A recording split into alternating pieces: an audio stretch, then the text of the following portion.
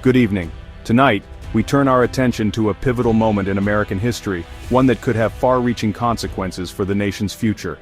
A monumental legal battle is brewing, one that could reshape the American economy, redefine presidential power, and alter the way the United States engages with the world. The Supreme Court is set to decide the fate of President Trump's sweeping 2025 tariffs, aggressive trade actions that have rattled global markets, unsettled American businesses, and sparked intense debate across the political spectrum. This isn't just about taxes on imports, it's a fundamental clash over executive authority, national security, and America's global role. The decision will impact not only trade but also the very structure of government power. The core question: did President Trump overstep his constitutional authority by declaring a national emergency to impose these tariffs, or was he acting within the broad powers granted to the executive branch? Businesses argue that tariffs are an unlawful tax, crippling operations, raising consumer prices, and threatening jobs, while the administration insists they're vital for national security and protecting American interests. The outcome will set a precedent for how much power future presidents have to act unilaterally in times of crisis, potentially changing the balance between Congress and the White House for generations.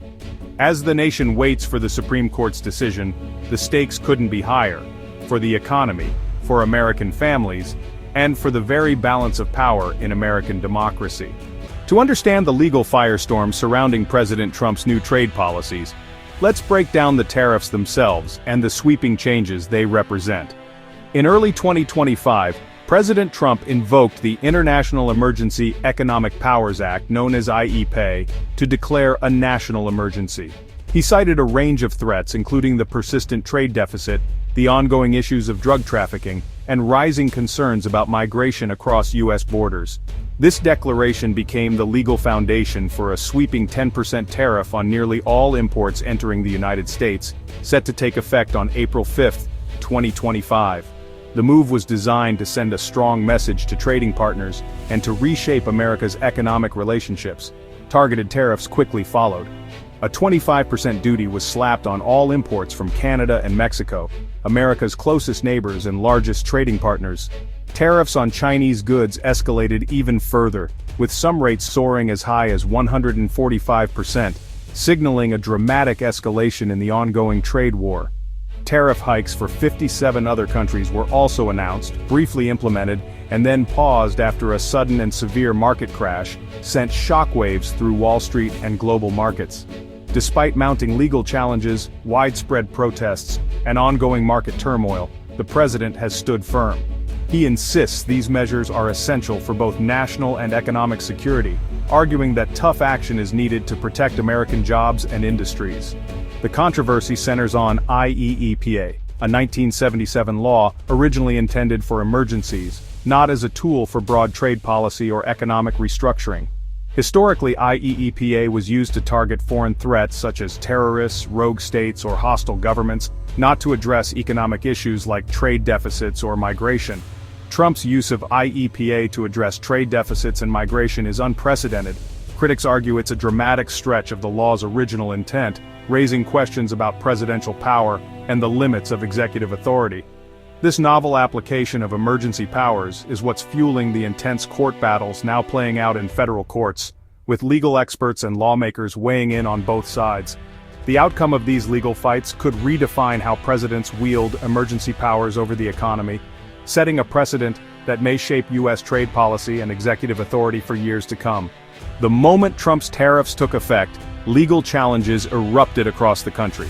Lawsuits were filed by businesses, trade groups, and even some lawmakers, all questioning the president's authority to impose such sweeping economic measures without direct congressional approval.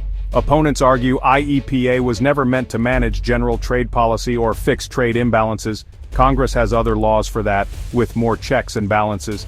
They point out that the Constitution gives Congress, not the president, the power to regulate commerce with foreign nations, and that IEPA was designed for emergencies, not as a tool for everyday trade disputes. By using IEPA, they say, the president bypassed Congress, creating taxes unilaterally.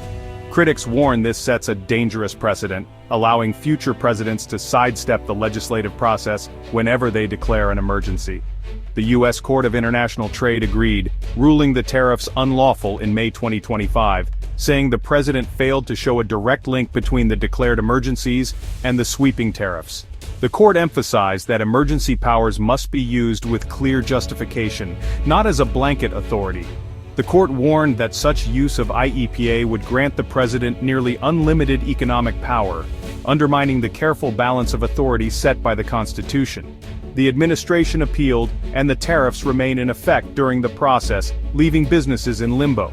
Many companies are caught in uncertainty, unsure how to plan for the future as the legal battle drags on. The appeals court heard arguments in July. A decision is imminent. Both sides presented passionate cases, knowing the outcome could redefine the limits of presidential power. This legal tug-of-war highlights a core tension: executive flexibility in emergencies versus Congress's constitutional authority over trade. The case has become a flashpoint in the ongoing debate over separation of powers. Plaintiffs argue the president blurred this line, seizing legislative power and setting a precedent that could erode congressional oversight for years to come.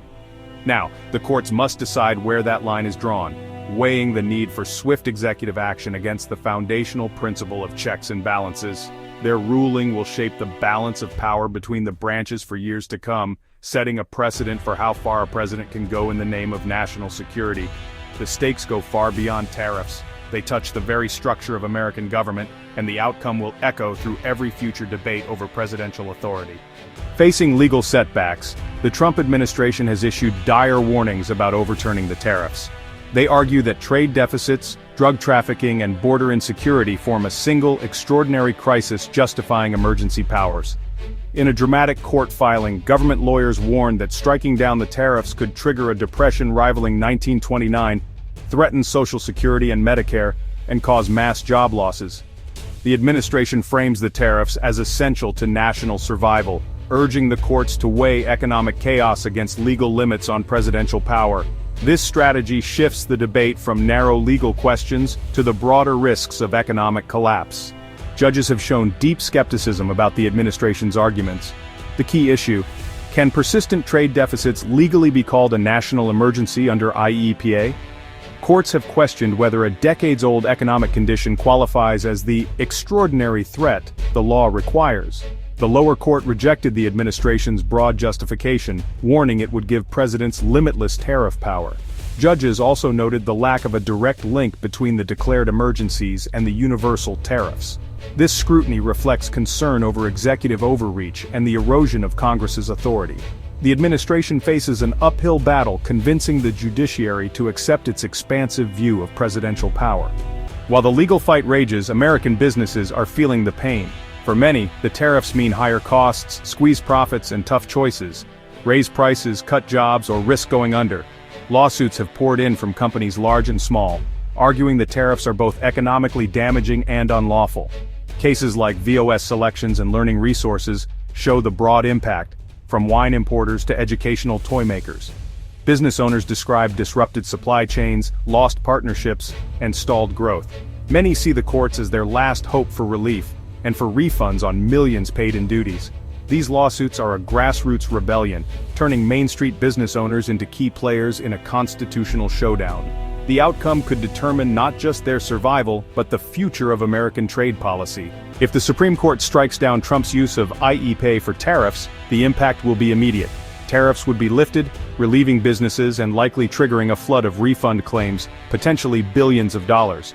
But the trade war wouldn't necessarily end. The president could still use other, more limited legal tools to impose tariffs, though with more hurdles and delays. The landscape would shift from a single sweeping tariff to a patchwork of targeted duties, creating new uncertainty for businesses. More importantly, a Supreme Court ruling would set a powerful check on presidential power, reaffirming Congress's role in trade. It would make it harder for future presidents to use IEPA as a catch-all for economic policy. The decision could restore legislative authority and bring more stability to U.S. trade policy. The precedent set will echo far beyond this administration. This legal battle is a defining moment for American trade and presidential power. The Supreme Court's ruling will either endorse a new era of executive authority or reaffirm Congress's traditional role. If the tariffs stand, future presidents could wield sweeping economic powers simply by declaring emergencies, making U.S. trade policy more volatile. Supporters say the tariffs protect American jobs and industries. Critics warn they're a hidden tax that raises prices and risks global retaliation. The case forces a national reckoning over America's place in the world, between free trade and protectionism. The outcome will send a message to allies and rivals about the direction of U.S. policy. Ultimately, the decision will shape the financial future of millions of Americans and the balance of power in Washington. As the nation waits, we stand at a crossroads. The path chosen will define America's economic engagement for a generation.